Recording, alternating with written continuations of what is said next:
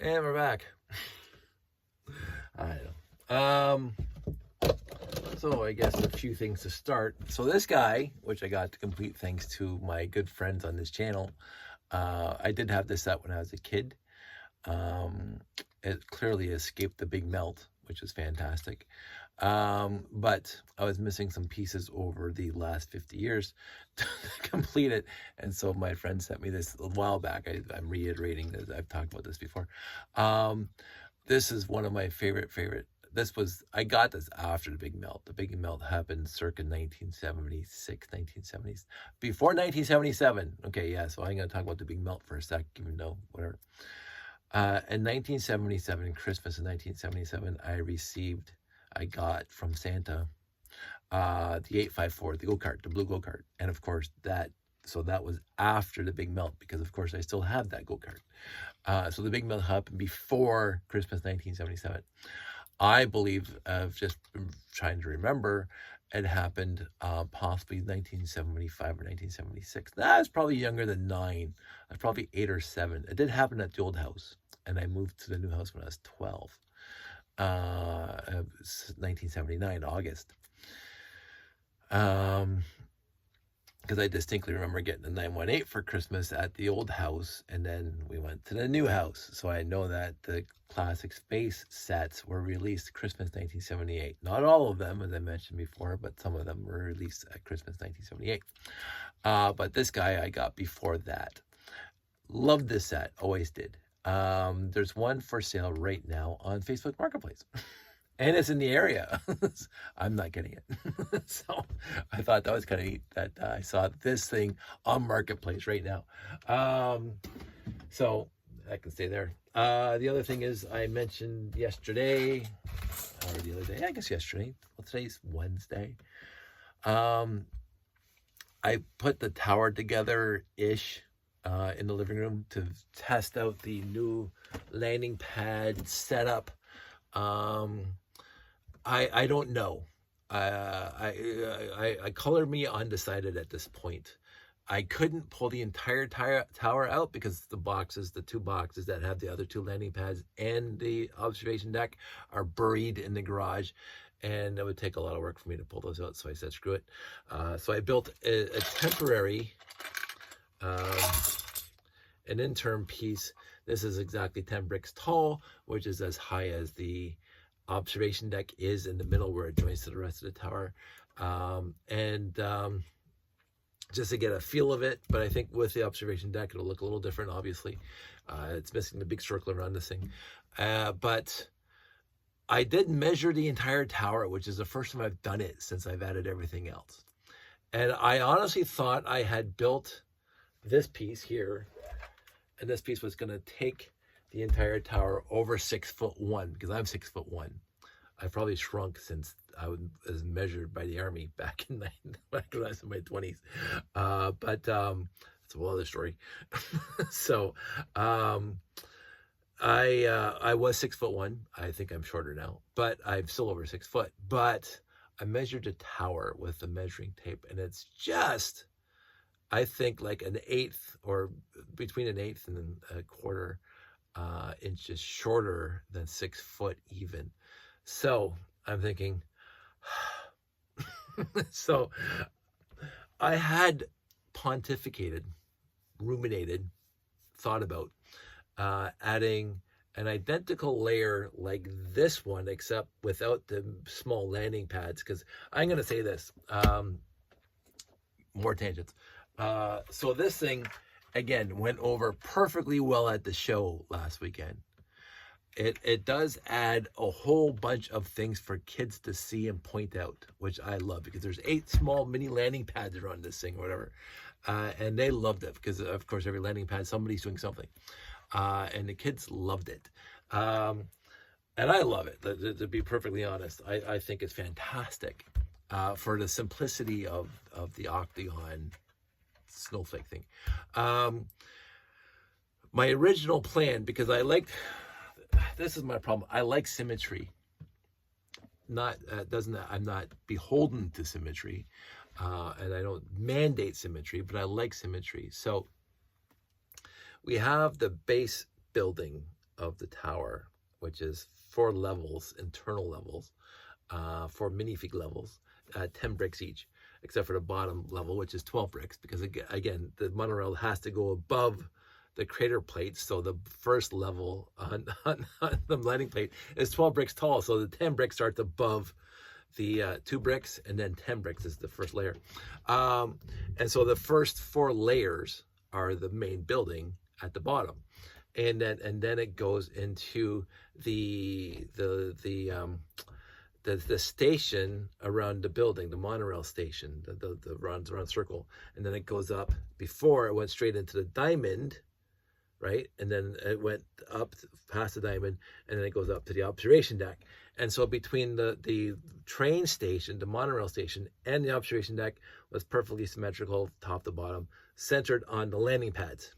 Whatever's above and whatever's below is completely symmetrical with the central line of the diamond. I add this thing between the monorail station and the diamond. So this is 1, 2, 3, 4, 5, 10. This is now 15 bricks taller. So it goes the monorail station, this thing, 15 bricks, and then the diamond. And then it goes again up to the observation deck. And so I was thinking, in order to keep it symmetrical right at the landing pad level, that center of the diamond between the top and bottom, that I would build another one of these, except instead of having landing pads sticking out here, I would just stop it here and put those big, huge, nice, curvy, trans yellow canopies on there to make it like a restaurant or something. A food area, or not necessarily an observation deck, because I already got one of those, but or executive offices, whatever. But I when I put this thing up top, and the observation deck goes right on top of here, there's no space difference between the observation deck and these guys, and I thought it just looked stupid. So I didn't do it, and so I was really trepidatious about just having this thing on there. Without something above the diamond to compensate and make it symmetrical again. But the entire show last week, and I've had this in my previous show, I think Bricks in the Six last year, first time I used it, Bricks in the Six. I kept on looking at the tower on various angles, and the very first time I go, ooh, because it doesn't look like my tower anymore, because my tower looked the same basically over 7-10 years. But now I'm used to this thing there. And again, I love the idea of more eye candy for the kids. But this thing, I got used to really quick. So that means I liked it. so I'm keeping it when I remember it, because again, if I forget, it doesn't matter, because it just goes in there. All the layers, like, they stack on top of one another. You can mix and match them. You can put the diamond right at the top, the diamond at the bottom. The issue, of course, one of the issues is that the monorail station has to be exactly where it is, the monorail level, because the monorail doesn't go higher or lower. But other than that, you can put whatever you want. You can mix and match, because that's what I like about it. It's almost like modular. It's almost like, Blacktron. So, except there's no pins and Technic bricks to hold it together. It's just gravity. But so when I was building this yesterday, to compensate for missing the observation deck, because the tower had to be the same height that it always is, I said, "Oh, I already got this thing built now. Why don't I do something with it for that one layer between the diamond and the observation deck?"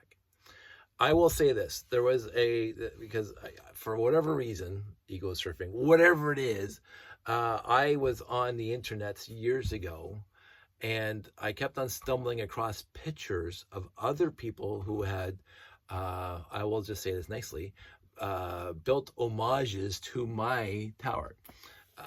Some are almost exactly replicated, and I really appreciate that, because he's a good friend of mine now, but in the Blacktron style. But some people, at least 3 or 4 towers I saw out there after I built mine a million years ago, were relatively close. So you can tell that they were inspired, shall we say. It wasn't identical, but they were inspired by mine. And there was one that had the base coming up, and then about 3 or 4 of these together with windows all the way up, and then the diamond with the landing pads, and then 3 or 4 more of these, and then the observation deck. And I'm going, that was very tall, like very tall. And I didn't know if I liked it. Like, it's a beautiful build, not to say it because it looked like mine, but people who put the effort into that, I know how much effort it takes to build one of these things now. So it was a beautiful build, but it just looked too tall and lanky. It looked like a stick figure with landing pads in the center. But as I say, you get used to the look after a while, and you start appreciating it. So the more I add to it, the taller it's going to get, obviously. And I don't know if I want to do that. So am I happy? Am I ecstatically happy, shall we say, that is only 6 feet tall or just under 6 feet tall? I don't know why that's a number that's stuck in my head that I want it to be. I mean, I could just add a layer of brick anywhere and it'll be over 6 feet tall. And, but then for myself, and this is just me being stupid and pedantic, I would lose the idea that every single level from the bottom to the top is exactly 10 bricks tall. Again, except for the base layer, the foundation, which is 2 bricks, because every other layer is 10 bricks tall. That's the way I built it. So it is a struggle for me. The struggle is real. And so I don't want to just willy-nilly add a layer of bricks somewhere just to get it over the 6 foot mark. I think that would be capricious, shall we say, and it's just egotistical. I want it to mean something for the tower, for the visual presentation to the people, to the audience, to the people who pay money to come and see it, and everything else. So I don't want to just ad hoc just sew something together. But I wouldn't mind having the thing over 6 feet tall and having this thing here underneath the observation deck. It has to be something that is not crowding the observation deck layer, the big round circle, as I said this thing did when I put it on there. So the difference between this thing at the bottom, is when I do this, and let's see if I actually have monorail. Do I actually have monorail? That's a stupid thing to say. Of course I have monorail laying around. So this is basically, you guys get the gist of it. There. This is basically the monorail, where the monorail is, and then the doors here, and then of course it comes out to the boardwalk there, whatever you want to call it. And so this thing is far away from these things, right? Because it's got these 10 bricks before you get down to the monorail. Now, if you do it the other way, no matter what you do, and if you,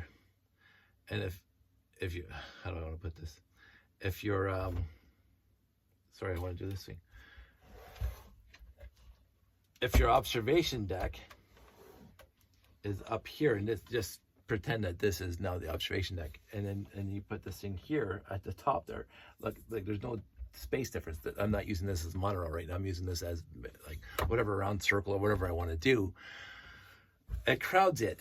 It crowds it because you're building 5 or 7 or 8 bricks higher here, and then it's the top of the roof of your next layer is going to be there. And monorail doesn't have a roof; it's already down here. So it is a conundrum. It is something to pontificate on. So I'm pontificating and trying to come up with a solution that I'm happy with. Because right now, what I saw yesterday was okay. With the landing pads out and just using the regular pieces I already have. Adding a layer to it might completely throw it off, even though it would restore the symmetry to the layout. Having this piece here that's basically stops here and here, and doesn't have these passageway and doors, these corridors and doors, and just has trans yellow across here, so people can look out.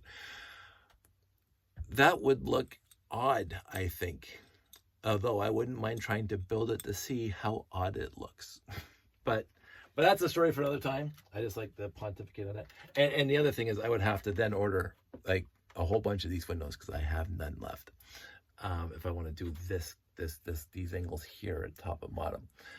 Because I literally have no trans yellow of that left. I'm going to put that there as a giant octagon classic space snowflake. So it's just, I like thinking about this stuff. I don't know why. I had so many conversations at the show regarding logistics and in-universe stuff, and the minifigs doing what the minifigs are doing. Like it's a snapshot of a day in the life of. Um, I really enjoyed that. I really enjoyed those conversations last weekend, and a lot of people were really passionate. I had a guy talk to me for about 30 minutes, and he was, I mean, I pride myself in knowing a lot of stuff about various science fiction shows over the years, but this guy put me to shame, and it was awesome. It was utterly fantastically awesome. And so I love to have more of that. And so more universe building. That's what I'm going to be, besides fixing all the various technical issues with the layout. And there was a lot of technical issues this weekend. I want to do more universe building. The org chart was a good start. Having the org chart there was a fantastic start. But also having more things that people say, ooh, there's a story here, there's something going on, there's a I don't know if, like, I think I talked about this before, but probably not recently.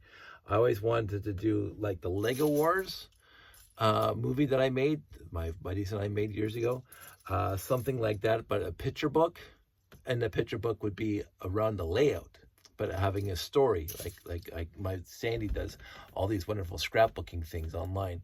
QuickBooks, or no, it's not QuickBooks. It's whatever. It's completely online. You upload your pictures and you put all your details, and there's pictures in the background and images and whatever. And all of a sudden, you hit print, and they send it to you in a couple of weeks, and you have a scrapbook so you don't have to create every page by hand. I keep on meaning to take pictures around the layout of like a story of the minifigs, almost like the sixth. I don't know the number, but the and it's somewhere over there. The 600 inspiration book. I think it's a 600 inspiration book.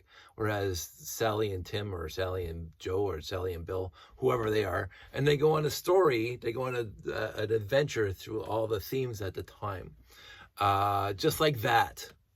Because if you that was a fantastic inspiration. I remember seeing that when I was a kid, in my teens. It was in the store, and you could have bought it. And I flipped through it, and I'm going, "This is awesome." I can't remember. I know I got one, but I think I got it in a used lot, because I have 2 copies of it somewhere over there. But I got one in a used lot back in the 90s when I put that ad in the paper. I never bought a new one, but all the stickers were intact. Or maybe my parents gave it to me for Christmas or something. I know I had one in my early 20s, or maybe late teens. That was a fantastic book. But this specifically, because they came out with other idea books before and after that, but it was just basically pictures and a build. They didn't have the picture story of Tina and Bill, or whatever, Sally and Bill, moving around from place to place and from theme to theme. I thought that was inspirational, and I think they peaked there.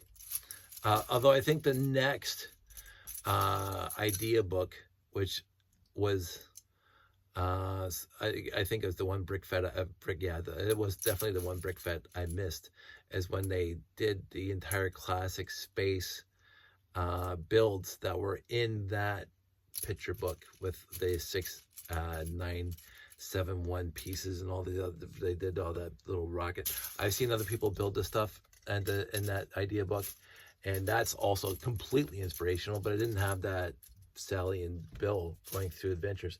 I have at least 4 or 5 idea books going right back to the mid-70s, was just basic brick and tires. I don't even know how I got that one. It's 250 or something like that. It could be whatever. And I got one that comes later, that after the mid-classic space theme idea book. But I love those idea books, and I know they don't have to do them anywhere, because there's the internet, and if you can't find any inspiration on the internet, you're just not trying. So you can just type in whatever you want, and there's going to be a Lego build of it. Whatever you want, there'll be Lego ideas out there. But anyway, I'm going to keep this reasonably short because I'm going to start sorting these into here. I'm going to do the Jeff VW way of storing, and I'm now choosing the yellow tiles because, of course, I was looking for zombies. Anyway. It keeps on falling out of the minifig's hands over there. You remember the story. So that's it. That's all. I'm going to wrap this up quickly. You guys all stay safe, take care, and I'll talk to you soon.